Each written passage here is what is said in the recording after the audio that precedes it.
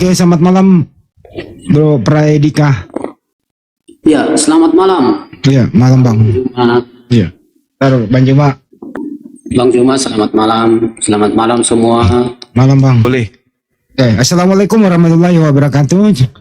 Waalaikumsalam warahmatullahi wabarakatuh. Jumpa kembali kita semua di sini. Alhamdulillah dalam keadaan sehat di bawah lindungan Allah Subhanahu wa taala. Sahabat Bang Juma, komal yang beradab, komal edukasi, menghormati satu sama lain. Diskusi jangan menyerang personal, mari fokus kepada pemikiran atau data. Untuk itu saya buka langsung saja dengan topik siapakah sebenarnya yang disalib. Untuk menghormati tamu, yang lain tolong silent, kita hormati Mas Predika dulu yang membuat statement seperti apa. Silakan. Ya, oke. Menurut saya begini ya.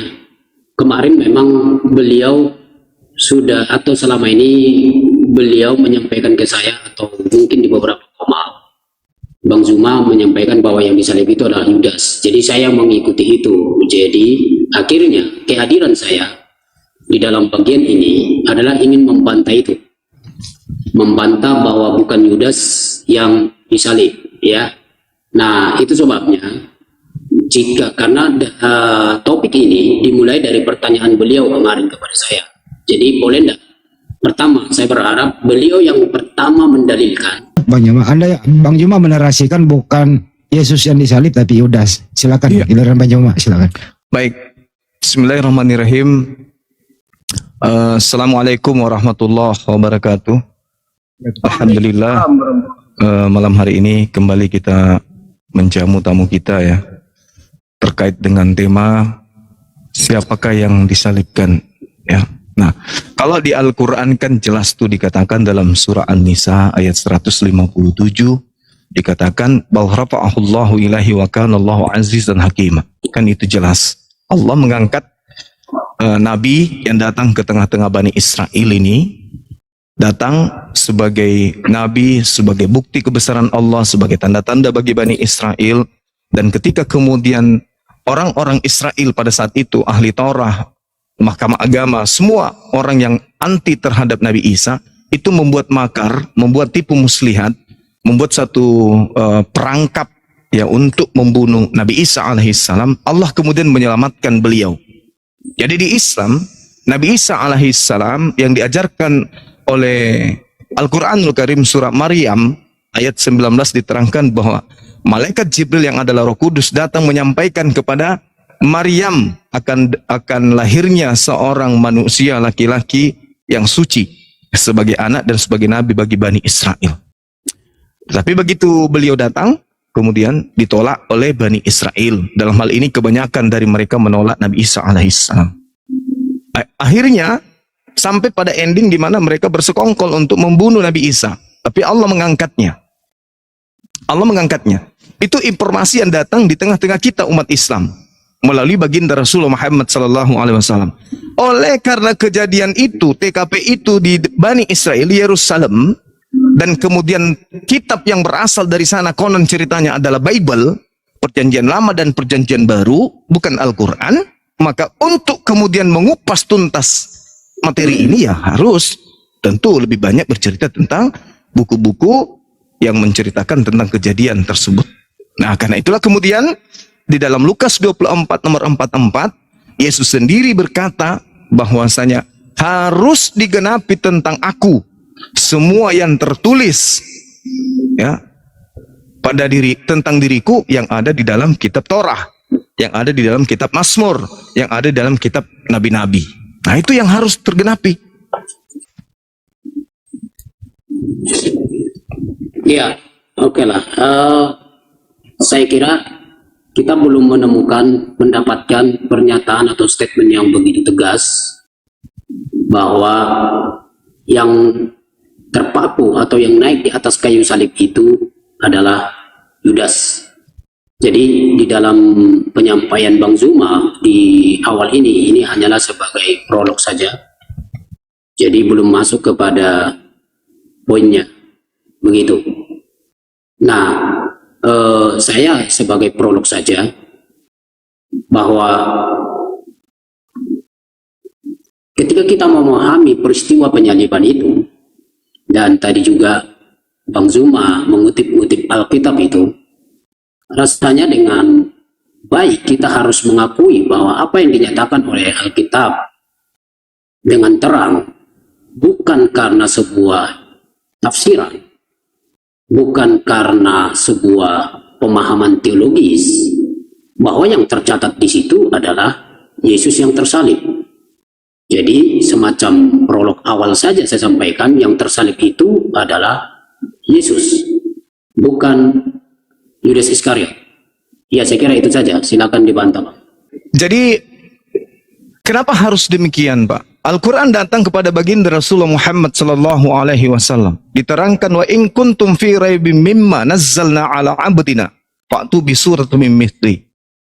Itu yang diterangkan dalam Al-Quran. Jika kamu meragukan tentang informasi yang kami berikan kepadamu, maka tanyakan kepada pemegang kitab sebelummu.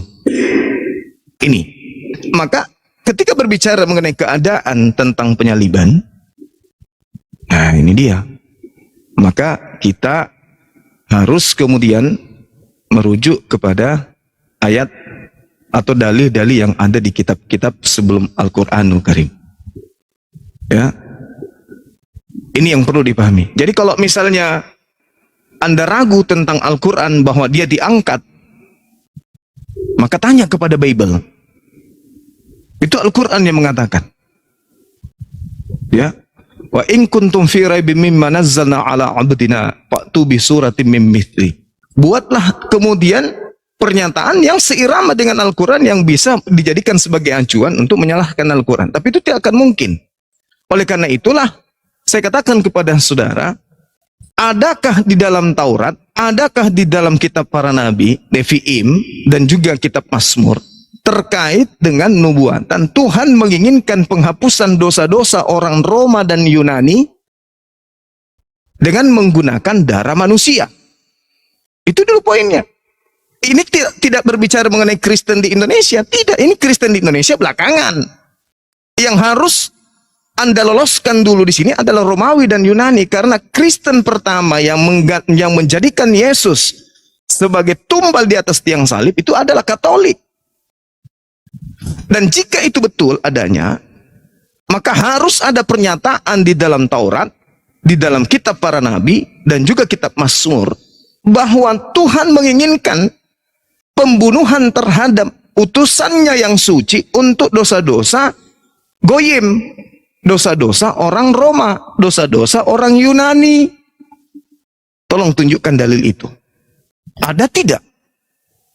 Bahwa Yesus harus mati demi untuk dosa orang Katolik. Ada nggak dalil itu? Karena kalau orang Yahudi tidak apa?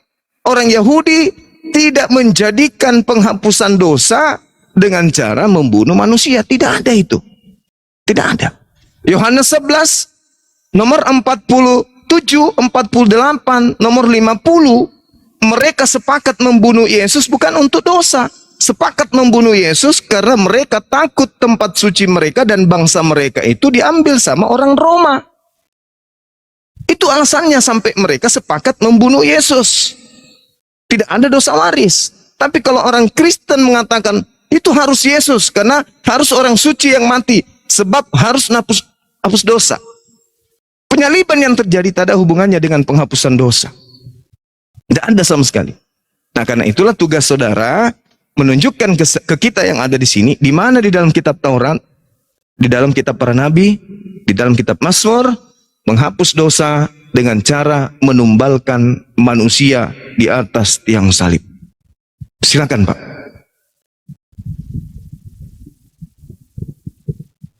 Iya, terima kasih.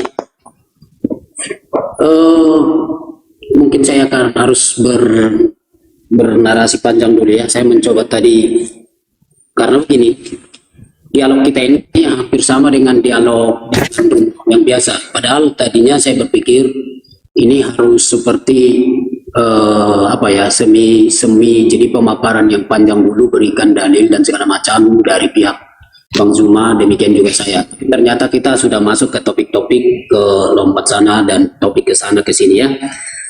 Tapi tidak apa-apa, kita coba ikuti bagaimana nanti. Jadi begini Bang Zuma, Kalau kita mau memahami sekaligus mau mendapatkan makna sesungguhnya siapa yang disalibkan itu, ya, maka harusnya kita secara konsisten dan secara baik masuk ke dalam kitab Injil-Injil. Kitab Injil-Injil sekali lagi adalah kitab yang bergenre atau ya jenis sastranya adalah biografi. Dan biografi yang di sini maksud saya jangan dipahami dengan biografi masa kini, tapi harus memahami biografi di zaman penulisan itu. Maksudnya apa? Bahwa mulai dari kitab Matius, Markus, Lukas, dan Yohanes itu dari sejak awal mereka sedang konsisten menyoroti satu tokoh, satu pribadi, yaitu Yesus. Maka di dalam semua narasi yang panjang itu, Matius sampai 28 pasal, demikian nanti Markus, Lukas, dan Yohanes, maka harusnya kita konsisten melihat bahwa ini adalah biografi dari seorang tokoh. Maka yang dilukiskan di situ bagaimana Yesus lahir, bagaimana Yesus ya di dalam kehidupannya, bagaimana Yesus dalam pelayanannya, lalu bagaimana Yesus mati, bagaimana Yesus bangkit, bagaimana Yesus naik. Kok tiba-tiba bisa ada pernyataan yang mengatakan bahwa yang disalibkan itu adalah Yudas? Tentunya kalau kita sadar bahwa genre-nya dari Injil-Injil itu adalah biografi, maka harusnya kita memahami, oh iya, yang disampaikan oleh Matius, Markus, Lukas, dan Yohanes itu terang, yang disalib itu adalah Yesus. Sehingga tidak ada sedikit ruang pun kalau kita masuk ke dalam kitab Injil-Injil, tidak ada sedikit ruang pun bahwa yang disalib itu bukan yang lain. Saya kira itu dulu, Bang Juma.